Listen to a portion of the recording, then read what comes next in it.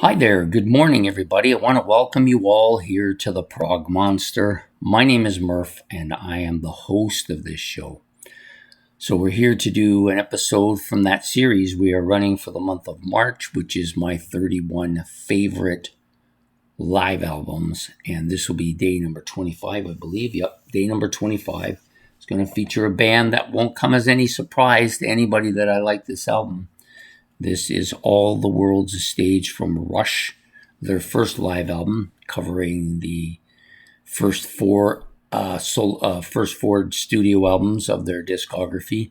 This covers them, at least the better songs on them, at least to their opinion, they're the better songs.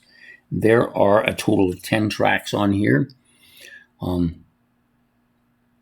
I find this album's heavier than some of their other live albums that come forward. It's also a little bit rawer than you would get because it's still fairly new to the band, released back in 1976 when they were still relatively new to the world as a whole and hadn't really made that jump to superstardom at this point in time.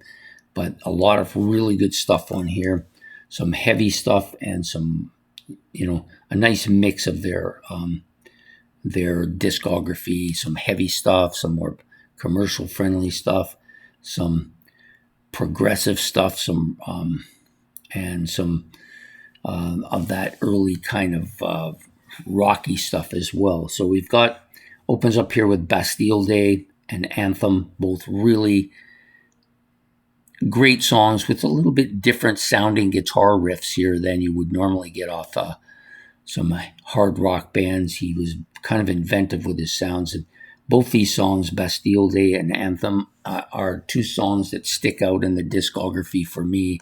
That the guitar is really catchy and great, but it's different. It's not something normal or usual that you might see. Next is the Fly By Night and In the Mood, which are kind of, I guess you would call these the two kind of hits of the album. Not of this album, but of their early stuff. These are the two kind of more well-known radio-friendly songs. And of course, Something for Nothing probably kind of falls in there a little bit as well. My favorite song by Rush at Lakeside Park is on here as well. And then you got the entire 2112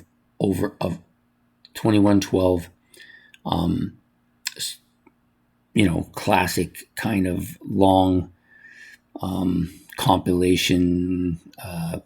What do we call it now? I can't even think of the name of these things. Concept album, song, side. Anyways, all of the stuff is here. You've got all 5 suites here: Overture, Temples of Syrinx, Presentation, Soliloquy, and the Grand Finale. All really good, really strong song. And then another kind of, I would call this another kind of early kind of proto-metal, proto-neo-prog, or not, prog metal. Like there's a couple of them here, Bytor and the Snow Dog and 2112 kind of fit into that category. And then they kind of end off with their more rocky sounding stuff that was on their first album and some on their second album.